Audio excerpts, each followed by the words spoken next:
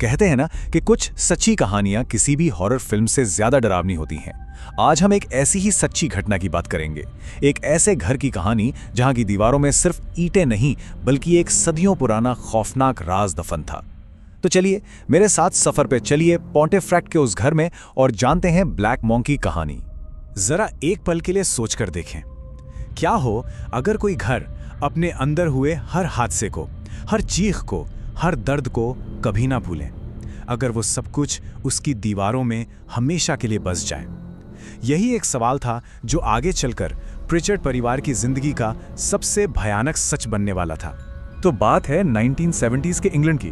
Pritchard परिवार एक नए घर में शिफ्ट होता है, 30 ईस्ट ड्राइव। ये उनके लिए किसी सपने के सच होने जैसा था। एक शांत पड़ोस, एक प्यारा सा घर, मतलब सब कुछ बिल्कुल परफेक्ट था। एक नई खुशहाल जिंदगी की शुरुआत होने वाली थी। अब इस परिवार में थे कौन कौन?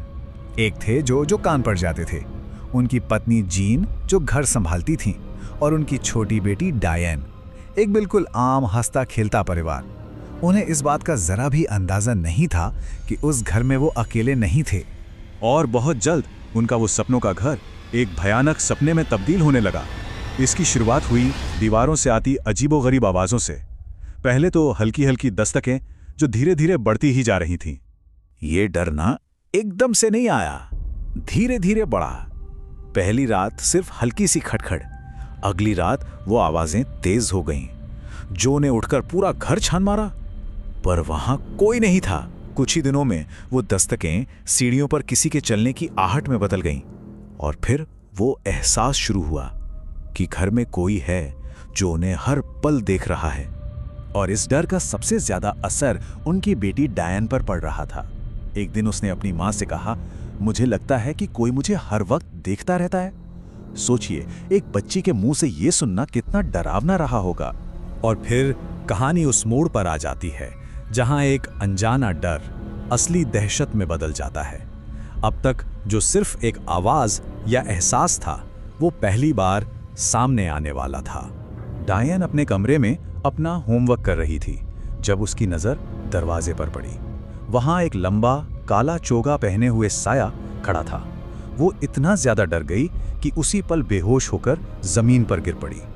ये था उस चीज से पहला आमना सामना। लेकिन बात यहीं खत्म नहीं हुई। उसी रात जीन ने एक बहुत ही भयानक सपना देखा, या कह सकते हैं कि खुली आंखों से एक बुरा सपना देखा।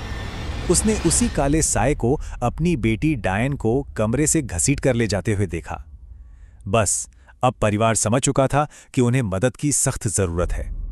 अब प्रिचर्ड परिवार के सब्र का बांध टूट चुका था। उन्होंने तय किया कि वो इस अनजानी ताकत से लड़ेंगे और इसका सच जानकर रहेंगे। इसीलिए उन्होंने पैरानॉर्मल मामलों की जांचकर्ताओं को बुलाने का फैसला किया। तो जब जांचकर्ता आए, उन्होंने इसे एक नाम दिया, पोल्टरगाइस्ट। पोल्टरगाइस्ट एक ऐसी एनर्जी होती है जो चीज़ों को हिला सकती है, तोड़ फोड़ कर सकती है, और अक्सर वो घर के किसी एक खास सदस्य से जुड़ जाती है।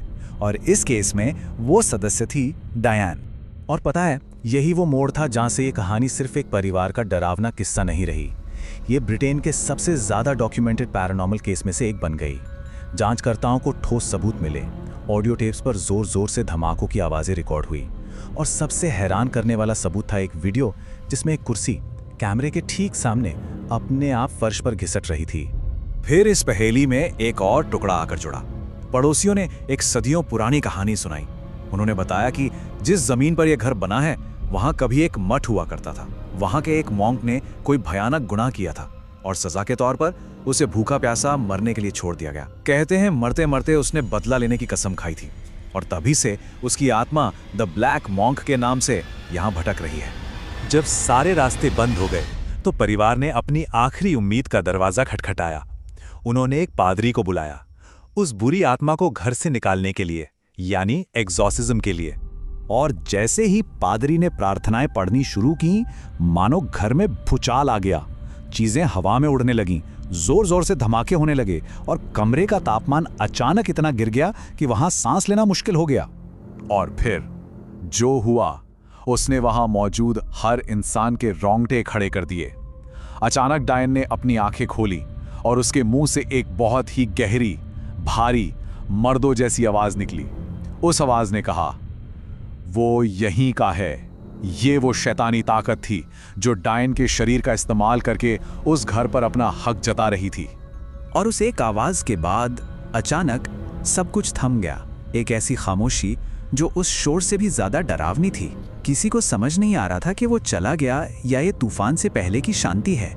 तो सवाल ये है कि उस भयानक रात के बाद आखिर हुआ क्या? क्या प्रिचर्ड परिवार को उस साए से हमेशा के लिए छुटकारा मिल गया? चलिए देखते हैं कि 30 ईस्ट ड्राइव की इस कहानी का अंजाम क्या हुआ। एग्जॉर्सिज्म के बाद घर में तोड़फोड़ और जोर की आवाजें तो बंद हो गईं, लेकिन वो ठंडी डरावनी मौजूदगी, वो एहसास कि कोई देख रहा है, वो कभी नहीं गया। परिवार को ये बात समझ आ गई थी कि वो चीज़ गई नहीं, बस इंतजार कर रही है। और आखिरकार हिम्मत हारकर उन्होंने वो घर हमेशा के लिए छोड़ दिया। सालों बाद एक इंटरव्यू में डायन ने कहा था, और ये बात बहुत कुछ बयां करती है। उन्होंने कहा, हम पर जो हमले हुए वो सबसे डरावना हिस्सा नहीं थे। सबसे ज्यादा खौफनाक था वो एहसास कि कोई हमें हर पल हर सेकंड देख रहा है। ये दिखाता है कि डर का असर जिस्म से ज्यादा जहन पर होता है। आज भी इस केस पर बहस होती है। एक तरफ वो लोग हैं जो मानते हैं कि ये वाकई एक बदला लेने वाले मॉन्क का भूत था और इसके पक्के सबूत भी हैं, तो दूसरी तरफ वो लोग हैं जो इसे परिवार का साझा तनाव या एक बहुत बड़ा धोखा मानते हैं। सच क्या है ये शायद कभी पता नहीं चलेगा। और ये पूरी कहानी हमें एक बहुत ही गहरे सवाल पे लाकर छोड़ देती है। क्या कुछ जगह, कुछ घर अपने इतिहास को, अपने दर्द को वाकई अपनी दीवारों में समेट लेते हैं? क्या वो यादें उस जगह की आत्मा बन जाती हैं जो शायद कभी उस जगह को छोड़कर नहीं जाती? सोचिएगा जरूर।